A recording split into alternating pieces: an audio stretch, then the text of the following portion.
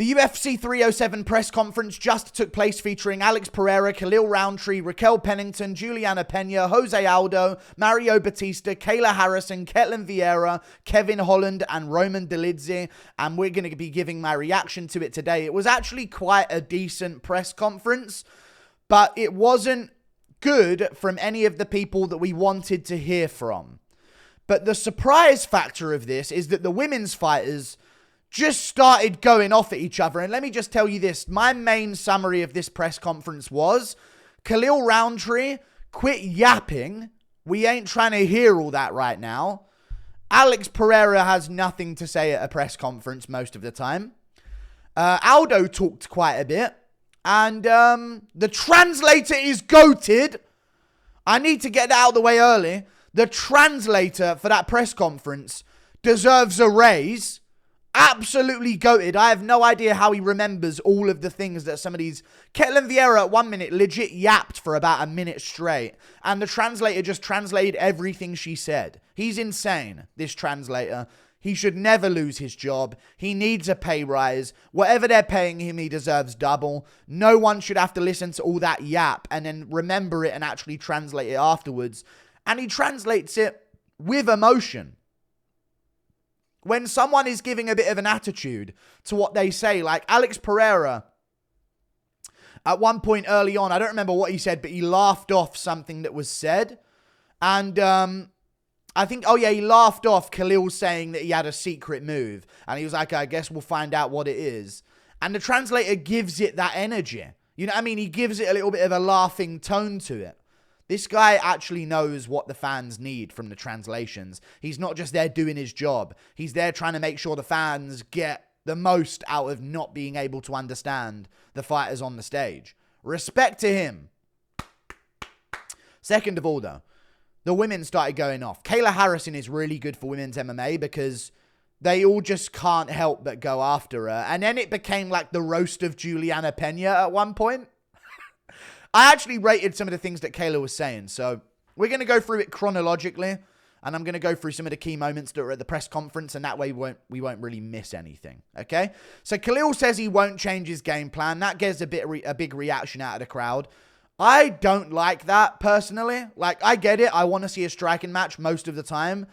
But if I'm going to be in any way excited for this matchup between Alex Pereira and Khalil Rountree, I'd like it if Khalil was talking like he's going to go out there and ragdoll him and grapple him. Because, I mean, after seeing the face-off, Khalil is tiny for the division.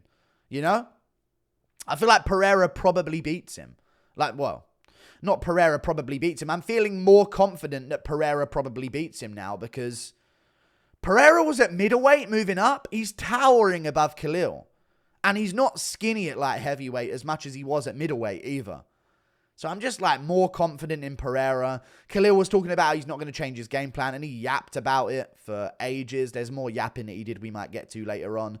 Kayla Harrison trash talking Pena, you know? Like Pena starts going at Kayla Harrison for, just getting here basically, and now she's all of a sudden talking like she's the big dog and stuff like that. That's what a lot of them were saying, and then Kayla came back with, all right there, buddy, you've been doing this since 2009, and you're 10-5, pal. You know what I mean? She starts going off. Let me tell you something here, buddy. I ain't trying to listen to this. Hey, which one of you girls gonna suck my clit? You know, she starts going off. I'm gonna fucking bend you over this weekend and just do it in your ass. Like, she was really going crazy. I don't know what took over Kayla Harrison, but good Lord, those shoulders.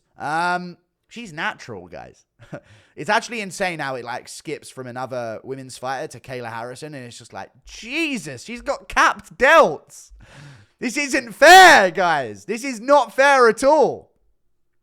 But that was a really good line. I'm going to say it without the fucking Hulk Hogan impression. But she goes, you've been doing this since 2009. You've been doing this since 2009 and you're 10-5. Cooked! Juliana Pena. You've been doing this for 15 years and you've got 15 fights. Crazy. They were all going at Kayla Harrison, but then I was like, hang on a second. Kayla's cooking. Hold up. Let Kayla cook, because she's exposing all these girls as not being real fighters. We needed a man in there. We needed a real man like Kayla Harrison. I'm joking. But she's going after her, and then at one point, she accidentally said, who have you beat?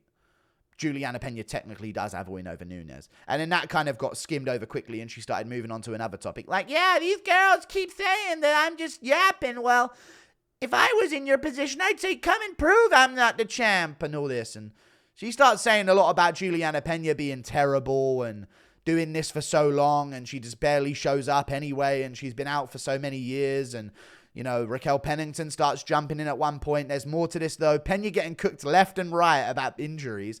Yeah, like, she starts going after Pennington a bit. And then Pennington comes back with, I've been in the division active. You're just sitting out doing nothing but yap online about everything. You shouldn't even get a title shot, whatever she said. And you haven't fought at all. You're just sitting out with injuries your entire career, which is so true about Juliana Pena, by the way. But then Pena says, you quit on the stool against Nunes in that. But she did. You know, she got her ass whooped in that fight, and Nunes kind of carried her into the fight because she likes her. But, you know, Pena's still got her ass whooped by Nunes as well. So it's like, I don't know. They're like, I know that she once beat Nunes, but then when Nunes took it seriously, she whooped her bad. So it's kind of an interesting one. But we spent so much time on that. But then when it got back to the men's fights, I was literally ranting about this on stream. Like, come on, we've spent 6 minutes on this, guys. We only got 5 minutes left. You know how the press conferences are nowadays. But this one was about 30 minutes long. But I was literally thinking to myself, God, it's been 10 minutes already, guys. We only got 8 minutes left before John Anik closes this up. You know what I mean? And we start going into the face-offs. Like, let's get an Aldo question. But then when they went back to the men's fighters, I was like, oh, shit, no wonder. Let's get back to the women's fights. You know what I mean? Because they were actually going after each other. Even Khalil Vieira was yapping in a different language for an hour long. You know what I mean? So that was cool. Pena calls Pennington boring. And then Pennington goes, we'll see who's boring, champ. Or whatever, I don't know. We'll see who's boring. I'm not going to keep doing that. Let's use that as a one-off joke. She says, we'll see who's boring when I'm bending you over in the center of that cage. I'm joking, though. She says, we'll see who's boring. And then Pena goes, good one. You know what I mean? Like, they're just going back and forth like that. And then Aldo starts mentioning how much it means to him to be in the UFC. You know, the Brazilian stuff. You know what I mean? Aldo stuff. One of those legends of the game that ain't here for the trash talking. He's just about business, you know, talking about how much he wants to be back in the UFC and he could have signed elsewhere, but this means everything to him. And then Mario Batista comes out and says he's going to break Aldo. It's going to be a bloodbath. I'm going to break him out there, and starts trying to ask the crowd for boos, and the crowd doesn't even really boo him. So they booed a little bit, and then he started going like this, like, yeah, bring on the boos, like he's taking on the heel role, which I don't mind. You know what I mean? A lot of people, when they go in against Aldo, just have this sort of super respectful approach, and I'm like, dude, this is dull. Make something of this. So Mario Batista was trying to be interesting. Dude, he's got crazy eyes as well. You know, really like wide-eyed, like the type of eyes you'd see at a police sketch type thing. You know what I mean? On some Dharma level stuff. You know what I'm saying, guys? This guy's got the crazy eyes. So I believe him that he wants to go out there and be the heel. And then Aldo even mentions like, oh, it's going to be a bloodbath. Don't worry. I've never felt better. This is going to be a different level of Aldo that you've never seen before. So we get some stuff there, which is pretty cool. Holland talks about wearing pink. Oh, yeah. Someone asks him about him wearing pink. And then Holland goes, yeah, you know, boobies, you know, breast cancer awareness, that type shit, you know. He's got really, like, goofy, shy humor. It's really interesting the way he is. Boobies, you know, I like pink when it don't stink.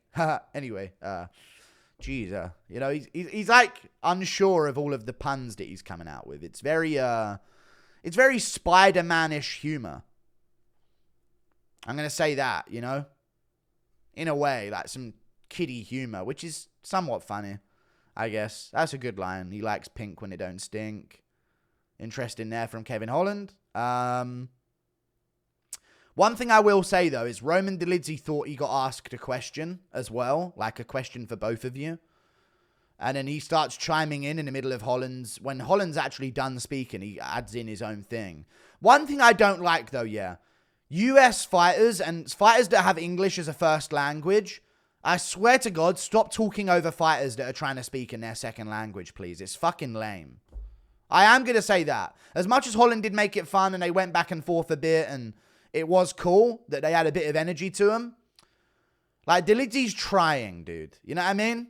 He's trying to speak his second language, and then Holland's, like, talking over him, like, shut up, buddy, we'll get you in a second. Hey, I said stop talking. Hey, I said stop talking. Hey, I said stop talking. And Dolidze's just, try to learn language so I can communicate with you. And then Holland said, shut up, dude. No one's asking you questions. Shut up. Stop talking. Hey, stop talking. Stop. And I'm just, dude, shut up, Holland. Let him have a word in. You know what I mean? He's trying to learn English. He's doing a good job of it because he can speak English at the interviews and stuff. But, like, let him try and get a line in. I hate when fighters just do the noises over someone else talking. It reeks of insecurity, honestly. It does. I hate that, honestly. That's my personal takeaway. So I wrote there, Holland, let Dolidze speak, you fucking lame. And then when Dolidze did speak, I was like, oh, shit, maybe Holland should have been talking over him. Because he was just yapping about random. I'm not that type of fighter, you know. I like to handle business in the cage and make sure to do what needs to be done and train hard for this and all that stuff. So it's just like, okay, I get why no one needed to hear from Dolidze. Maybe Holland should go back to speaking over him. And then people start chanting for Holland, you know? So he gets some chants. Yeah, I fucking love you guys, man. What's up, guys? Yeah, just does that. Fat woman. Oh, my God. Why did I do that? So basically, there was this woman, yeah. Oh, I don't even want to pile on, but this is being tweeted about. Some guys, people are tweeting about this online, so I guess I should mention it because it's a part of the... I just did feel bad, you know. She was built like, you know the game Get Over It? So, like, I don't know if anyone's played that game where you are the thing in the cauldron and you have to hook the thing, the hammer, and you have to get up, and then you might fall all the way back to the beginning. And so the cameraman zoomed in close up on her, and then, like, it snaps back to her, and he's got a wide shot of her just to make sure everyone can see. The cameraman was so out of pocket there. It was zoomed in on, like, her upper half, and, like, we get it, you know. First of all, I thought, damn, John Morgan's transition, you know what I mean? But then it was like, and now we zoom out so you can see it in all it, like, the cameraman was like, I could hear him laughing behind the camera almost, trying to hold back a laugh, saying, like, I think he said something like, nah, you guys got to see this shit, as she was in the middle of her question. Crazy, diabolical work from the cameraman. Pathetic, not cool. I would never make fun of it. That's lame to me. A cameraman should be ashamed of himself. Schmitty made it massive. I wrote that down. Schmitty was the star of this, guys, to be honest with you. I can already see the comments as well in this video. God, dude. Yeah, Schmitty was there, so that was good. That kind of saved it, in my honest opinion. I don't know why they let him dress up like a woman and ask questions, but no, it's all good. Yeah, he made it massive, though. Schmitty made that press conference massive, so that's pretty cool.